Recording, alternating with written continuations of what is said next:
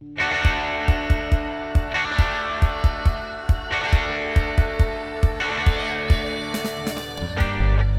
to The Worst Writer in the World, a podcast in which we read stories to you.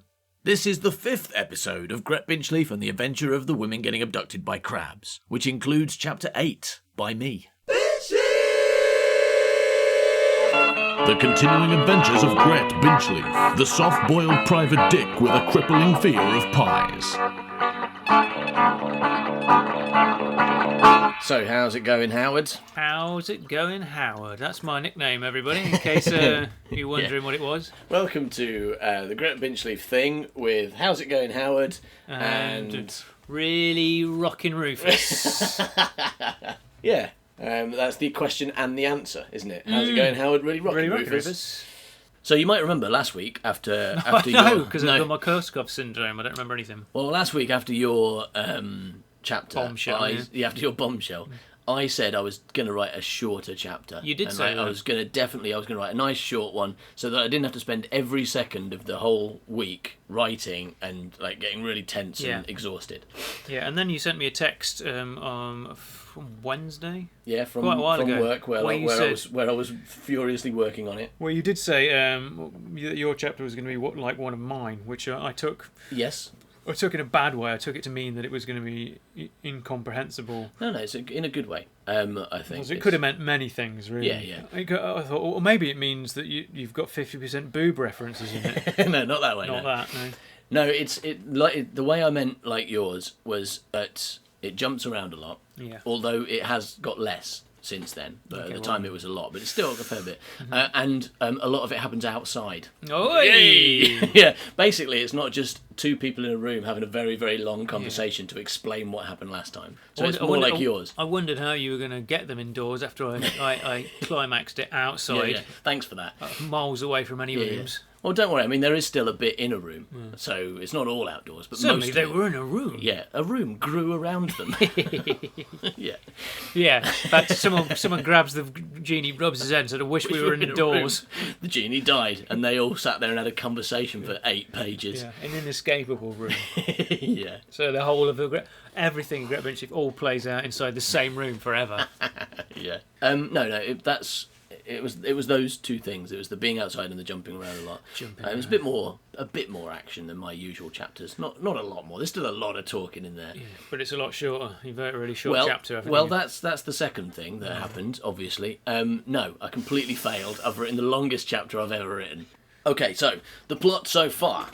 Gret Binchleaf has become embroiled in a thrilling crab venture involving wigwams, space wizards, and an ancient Egyptian genie from America. Yeah. However, after releasing the genie from his sarcophagus prison, the narrative left Gret behind for a couple of chapters, and no one knows what has happened to him since. What we do know is that Genie the Genie emailed everyone in the world to grant them wishes, but the magnitude of magic he then had to perform completely frazzled his chips, and now, if he grants one more wish, he will also get all dead and stuff. This fact has caused a race to rub the genie among a bunch of clearly quite mean and selfish people. Firstly, Susan Cheese-in-a-Bag, the world-renowned consulting detective and queen of the rats. Secondly, the two space wizards, who have just come from sitting in a pelvis for 5,500 years and also, surprisingly, turned out to be French, despite the fact that they are 3,000 years older than anything that could reasonably be called France. And thirdly, Steve Krabs, also known as Inuku, the ancient Egyptian crab of making gods go big, or something. What happened to Gret Binchleaf, and where has he been for 3 years? Who will rub the genie first and get their wish? And what is it that Susan Cheese-in-a-Bag wants so much that she's willing to live in a sewer with a bunch of rats to get it? Is Jimberly really all dead and stuff? Or will something completely unexpected happen to bring her back? Find out, now, in Gret Binchleaf and the Adventure of the Women Getting Abducted by Crabs. Alright, so I couldn't decide on a title for this chapter, so it's got 3. Gret Binchleaf and the Adventure of the Women Getting Abducted by Crabs, Chapter 8, Unforgettable. Or, Don't You Forget About Me. Good. Or, I Forgot to Turn the Oven Off. Gret stared at the open sarcophagus. For once in his life, he was totally speechless. I'm totally speechless, he said. He was He was a children's magician, albeit one who refused to do magic for children. He wasn't cut out for ancient sarcophagi and game show genies with unfeasibly long beards. He felt like a man with no cucumber at a bring-your-own-cucumber party. Go on, make a wish. You can have anything, Binchleaf. You could change the world, make it a better place, make everyone equal, give them all a cookie. I don't know how... That's a great Binchleaf voice, can't do it. I don't know how to make the world better. I don't know what's wrong with the world. I don't even read the newspaper, except sometimes that bit near the back about a talking dog with a hat on. And even that gets quite confusing sometimes. Like yesterday, he took his hat off. I didn't know what was going on. Come on, Gret. Haven't you ever dreamed of having the power and influence of a god, and what you would do with it? No, I usually dream I'm being chased by a boob monster. It's a monster that's made of boobs. Gret had never told anyone of his secret fear of boobs before. In fact, he spent a lot of time pretending to really like them. Look, I'm the last person who should be made a god. I can't even put trousers on without help. Gret pointed at the trousers which he was still wearing on his head. The idea that he would one day become a god was terrifying. The memories of himself in a palace, surrounded by his interns, or slaves as everyone else called them, were alien and unappealing. He would have believed they were someone else's memories, except that he could also remember seeing a brand new invention called a mirror. It's too much responsibility, he said. I'll make a mess of it. Seriously, I'm the last person who should be given power over other people's lives. The very last. You should give everyone else in the world a wish before you give one to me. The genie smiled. Your wish, he said, is granted. Gret was confused. He wished Susan was there to explain the situation to him at great length. He was starting to think that maybe he shouldn't have ignored her screams as she fell down that open manhole. Ah well, he thought, she was probably dead in a sewer covered in rats. He might as well start getting over her. What are you on about? Gret asked the genie. I'll grant everyone a wish except you, the genie explained. I just hope this modern world has some kind of communications technology that'll make it easier for me. I'm a fucking genie, not Santa Claus. Hang on, I've changed my mind, said Gret. I wish I had a massive knob. Too late, Binchleaf. You don't get another wish until everyone else in the world has had theirs. Hey, if I'm feeling generous, I might even grant some people 3. But why are you being so mean to me? I thought we were friends. Friends? Said the genie. Friends? You thought we were friends? The genie seemed to have got bigger and greener. Yes. We used to race flying camels, remember? And we used to sit and watch the interns build the pyramids and bet on which one would die of exhaustion next. But you always used to win because you had that gun. We were friends. Yeah, and then you locked me in a dark sarcophagus for 5,500 years, and you didn't even give me a book to read. So why, when he comes out, does he offer him a wish then? That's a genie. That's what genies do. Oh, okay. That's like automatic. Oh, it's his Tourette's, isn't it? And you didn't even give me a book to read. There weren't any books. It was ancient Egypt. At best, I could have given you some sand to read, and you can't read sand. It hasn't got any words on it. You could have wished books into existence. I'm a fucking genie. You could have wished for all kinds of things to make my life easier. Most genies live in bottles. I get crammed into a sarcophagus so tight I can't even scratch my gonads. You know what it's like to have an itchy gonad for 5,000 years? I can't say that I do, said Gret, honestly. Now it's time to make things even, said the genie, then raised his magic stick at Gret and unceremoniously killed him. Oh, hey! So that's where he's gone. It to certainly looks that heaven. way.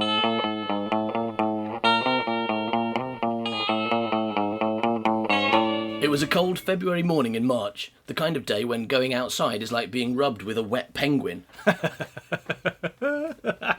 Susan Cheese-in-a-Bag and Despacey Wizra were standing somberly in a memorial yard outside the chapel where they'd just cremated Gret Binchleaf. That's pretty hard to come back from, isn't it? Cremation. Absolutely, he's been cremated. Today, said the space wizard. I'm going to glue him back together in my chapter. It's going to take a lot of glue. Yeah. Well, that's good. You know what's happening in your chapter already. Yeah. Someone glues Gret back together. Yeah. I wonder if anyone's ever tried that. Like someone got really upset when they cremated their grandma and got the glue out. That's not how cremating works, though, is it? Cremating isn't like cutting someone up into small parts. No, it's not. But I mean, there are small parts at the end of it, and you can glue them together.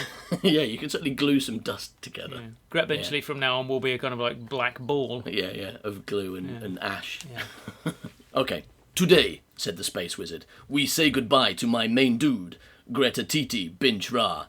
Without him, I literally would not be here, because this is like his funeral and shit. Ding dong, the Binch was dead. Fully dead and cremated, and no part of him was cryogenically frozen, and no one had kept some of his DNA for future cloning. Gret Binchleaf was no more. Like a piece of carrot that rolls under the fridge then gets eaten by wild fridge rabbits, Gret was digested. His piggy bank was empty. His crisps had been sat on. His bag was not for life. Let us come together and give thanks to the mighty Atom. Susan Cheese in a Bag... yeah. Susan Cheese in a Bag sniffed, and some snot came out and dripped on the grass. That's the one you laugh You at. like that? Yeah. I like snot. Yeah. At the base of the... I want to know how it got there, though, because she's got a sheet on her head, hasn't she? So, I mean, Yeah, wouldn't it just roll down her sheet? No, it's just dropped out because She's wearing a handkerchief, basically. Yeah, I mean, that's but exactly what it's for. If it drops out and then goes down and the sheet's kind of billowing outwards, I think it's possible. Certainly there's a good chance it'd get caught on the sheet, but on this occasion, it dropped on the grass. It's a paradox. Like that chapter 9, how the snot escaped the sheet. That's what mine's going to be all about. Yeah, okay. I'm looking forward to that. As Yeah. the adventure of the snot. Not sure what the sheep are doing in there. That's a bit weird. Right, so Susan Cheese in a Bag sniffed and some snot came out and dripped on the grass. At the base of the simple headstone that Susan had paid for, inscribed with the words, Gret Binchleaf, not sleeping, only dead. Hold on, said Susan. Who on earth is Atom?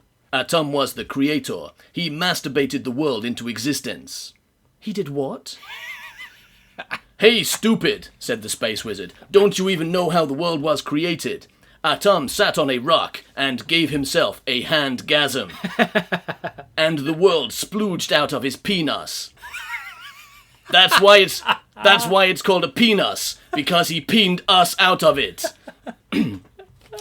Interestingly, most of that is true.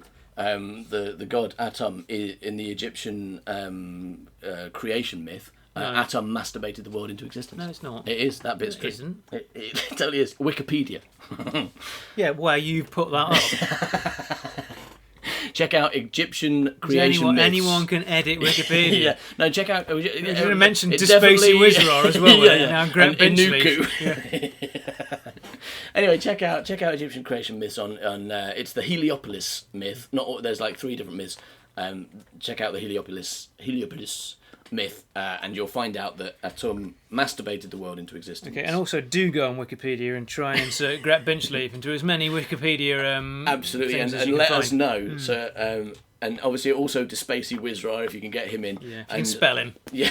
then Yeah. maybe you can hire him. Well, you can spell him because it's just Space Wizard rearranged, isn't it? Yeah. In fact, not even very much rearranged, I noticed. After you told me that, after I didn't even get that, and you had to tell me that it was an anagram of Space Wizard, I looked at it and it's like, yeah, you've just moved 1 letter. Essentially, that's all you've done. How did I miss that? Yeah. And obviously we'd like to see an Inuku page linked to the Egyptian gods stuff. So get on it. So that's why it's called a penis, because he peened us out of it. I think Gret was Is that in the Wikipedia file? no, is it? that's why they're called penises, because he peened us out of them. yeah. Well, it will be once one of our listeners puts it in. Brilliant.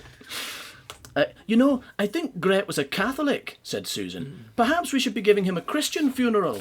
I don't like all that Chris Jesus stuff. It's dumb. You believe the world was wanked into being, Susan pointed out, quite reasonably. Hey, don't be dissing me, girlfriend. I read your creation story. It's stupid. What's stupid about it? God creates the world in 7 days, and at no point does he start playing with himself. Yes, but then he puts the humans in the Garden of Eden, and he tells them to be all naked and shit. Yes, and? But then a tree tells them they should wear clothes. The fruit of a tree, yes. And they decide to listen to the tree. That's pretty stupid. If I had conflicting messages from God and a tree, I would not listen to the tree. I would listen to God. Susan was about to thump the space wizard for being a smug git when, without warning or obvious cause, he made a scared little whimpering sound and put out a hand to steady himself by grabbing Susan's head. What's wrong? She asked. Something happened, he said. Something big. A wish. Someone made a horrifying wish. Wow. How do you know? Yeah, how does he know? I felt it. I felt a great disturbance in my space wizard hat. As if 66 million voices suddenly cried out in terror and were suddenly silenced. I fear something terrible has happened. To France. The space wizard picked up his space wizard bag and space wizard lunchbox. I'm going to France, he said, and ran off to France. Was this in the past then? That's Gret's. That's Gret's funeral. So that's basically Gret died just after he opened the sarcophagus, right, yeah, and then his yeah, funeral yeah. shortly afterwards. So Yeah. then France has just vanished, and the space wizard felt it in his space wizard Did he hat. felt in space with his hat? So he's run off to see what happened. Yeah, because the time issue is always funny. Because I was thinking, that Gret Binchleaf just died, and I just assumed I'd forgotten everything that happened in my chapter basically, and I Yeah. thought that it was just moving in a linear manner, and I was like, oh, Yeah. France, something's happened to France, so therefore. It must have come back right after it disappeared Yeah. in my last chapter. Oh no, right, I understand now. Yeah, no, that was. This is the same timeline as your chapter, or that part was. Because it's immediate. Basically, that continued from the end of chapter 6 because you didn't, where you said no one knew what had happened when Gret Binchleaf opened the sarcophagus. Well, now we know. Now we know. And Gret died. That's So what happened. you knew then. So I'm going to have to go back and change my it to chapter. Rufus knew what Rufus happened. Yeah, And would tell you next week. yeah. And so because he died, then he had a funeral. That's Nice. it. And then, and while at the funeral, someone wished that France wasn't there anymore, and the space wizard, being French, felt it in his space wizard hat. But how's he going to go there if it doesn't exist? Well, he's going to go there and find it's not there. He doesn't know. You can't go to a place and find it's not there. You can. Because you can't go there. Yeah, but he's going to go where it used to be, whatever's there now. Big bit of sea, probably. Or a lot more Spain. All right. Approximately 1,000 years later. That is, if you don't mind approximations having a 997-year margin of error, because actually it was 3 years later, the Space Wizard, and Space Wizard Meredith, and Susan Cheesenabag, and Inuku were all in Croydon hoping to rub the genie and jizz out his last wish. Okay, so now we're picking up from the end of your chapter. Yeah, brilliant. First one to rub the genie wins, yelled Susan. Charge! Can't remember how she said that. I thought I should listen, but then I thought, no, I shouldn't. It was better because you rolled your R's. Okay. All right. So first one to rub the genie wins, yelled Susan. Charge! They all began to run towards the genie, except Susan, who had a sheet covering her eyes and so ran off in completely the wrong direction. The genie sighed, raised one hand, and everybody froze. I can't move! Shouted Susan from wherever she'd run off to. The genie side? Yeah. What's the genie side?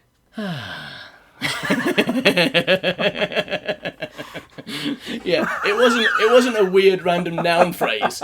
Meanwhile, on the genie side. No, it was a I was whole thinking sentence. of the word genocide as well. I was like, the genie side. The genie side. Yeah, the genie side is yet to happen. Or his side, because the side of the genies, but there's only a genie on the genie side. So, okay, yeah, the genie side, yeah. The genie side had upper hand. Yeah, so on the genie side, And committed genie side. yeah, on a load of genies who were sighing. I'll read that sentence again. Now you understand how verbs work. All right. It's your fault because you didn't put a comma after it or something. I don't know. Not be a comma after between the sub. One rule of commas is don't separate subjects and verbs with a comma. I don't know what subjects and verbs are, but you should definitely use commas. Okay, I will next time. All right, here we go with a comma. The genie sighed. No, after side. It's a full stop after sighed. Yeah, the genie side. Oh no, it is. No, it is a comma. No, there is a comma. The genie sighed. You didn't say comma, did you? All right, sorry. Here we go. I I'll can't read it. see this. I'll read it properly. Yeah, but thank you. that's what pauses do, isn't it? That's what intonation does. The genie sighed, comma, raised one hand, and everybody froze. I can't move, shouted Susan from wherever she'd run off to. He's frozen time, cried Inuku, the crabbing idiot. The genie took a cigar from the inside pocket of his trench coat and lit it, because that's what you do with cigars. There's no point taking out a cigar and rubbing it. Who does that? No one, and especially not a genie. Genies don't rub things. Genies get rubbed by things, and then wishes come out. The genie puffed on the cigar, and his hat meowed. I forgot about that. Yeah. I've had it with you people. Had it up to the cat. You're all so selfish. One guy wants to live forever. Another wants to be king. Someone else wants his dog not to have cancer. That doesn't sound very selfish, Space Wizard Meredith observed. Sure it is. It's his dog. If he wanted to be selfless, he'd wish for someone else's dog not to have cancer. Everybody's wishing for themselves or the people they care about. Oh, save my wife. I can't live without her. What about the Sumatran tiger? There's less than 400 left in the world. You know how many people wanted to use their wishes to save the Sumatran tiger? How many? Asked Susan. Well, one did. That's all it takes, to be honest. He wished they wouldn't go extinct. He'd always wanted to see a Sumatran tiger, and he was... getting Australian. He'd always wanted to see a Sumatran tiger, and was worried he'd never get to. You see, selfish. Did he get to see the tiger? No. Why not? What happened to him? He was shot, in Sumatra, by a tiger. He wished for them not to go extinct, so I made them immortal and gave them guns. You know who's endangered now? Sumatran people! There's only 3 left! The genie flicked up the collars of his trench coat and blew a moody smoke ring, the type with a frowny face in the middle. He'd turned his poncho into a trench coat by magic, hoping that it would make him less conspicuous, but it hadn't worked, probably because he still had a cat on his head. Look at you guys, he continued, so voracious to fulfill your own tiny-ass desires. Like you, he pointed at the Space Wizard. You want to bring France back and screw what the rest of the world wants. Hey man, that's a country of 66 million people you are jiving about. I'm trying to reverse a genocide. Genocide, not genocide. Right, yeah. He's trying to reverse a genie sighing. Yeah. I don't want you doing all sighing and shit. You're a genie, you shouldn't be sighing. Stop sighing. Genocide, yeah. For your own selfish reasons. You guys are so focused on yourselves you can't see the world falling apart around you. You might as well all wear a goddamn sheet on your head. Excuse me, I've got a very good reason for wearing this sheet on my head, Susan protested. Yeah, so the guy with the crabs can't find you. The guy who's standing just over there. There's more to it than that. What, some kind of half-assed feminist parable? And remind me a moment, Miss Cheese in a Bag, why are you here? What's your plan for the last wish? What? Fuck off! All you care about is bringing a man back to life. A man you only knew for an hour, but you've convinced yourself you're in love with. I never said I was in love with him, said Susan. I just miss him. Same thing, point proven, you've been QED defeated. I don't think you understand. I don't know. What's QED defeated? QED. QED, defeated. It's a combination of 2 things, you see. QED, point proven, you've been defeated. I don't know what QED is. It's a boat, isn't it? Yeah, you've been defeated by a boat. Okay. Is what the genie's saying. Good. You've got a boat on your head, and you're dead. All right. Same thing, point proven, you've been QED defeated. I don't think you understand. I couldn't stand Great Binchleaf. What the lubricated ass are you talking about? The truth is, I've never felt so good about myself, so vastly intelligent and capable, as I did when I was standing next to that great twit. I miss feeling so superior. That man is worth 100 self-esteem seminars. I was planning to rent him out to people who need an ego boost. I'm going to make a fortune.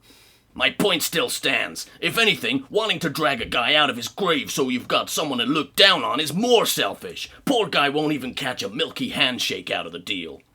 The genie sniffed the warm Croydon air, but all he could smell were crabs, rats, and a space wizard who hadn't washed since the Bronze Age. And you, Inuku, almost as old as the world itself, and almost as smart as a spoon up a pig's ass. All you ever wanted was for people to love you. For anyone to love you. And for maybe just one person to say, hey, Inuku, thanks for making that crab go big. I really needed a big crab. You're a cool guy. Inuku didn't respond, but a single tear began to roll down his cheek, like the last melon on the table at a how quick can you take lots of melons off a table competition. You guys could have had anything. Binchleaf gave everyone in the world a wish. Just think how cool you could have made the world if you'd worked together or had any sense at all. Now look at it. Flying camels in a desert in London. And that nun who wished for a massive flying pie and a thin friend. What the fuck was that about? The genie was exhausted. He'd spent too many years granting wishes to idiots, and then even more years running away and hiding from idiots. He put his hand to his throbbing temples and rubbed them gently. What's the point? He said quietly. Seriously, what's the goddamn point? I wish Gret Binchleaf had never let me out of that sarcophagus in the first place. Reality flickered and crunched, like the world was an old movie covered in crisps.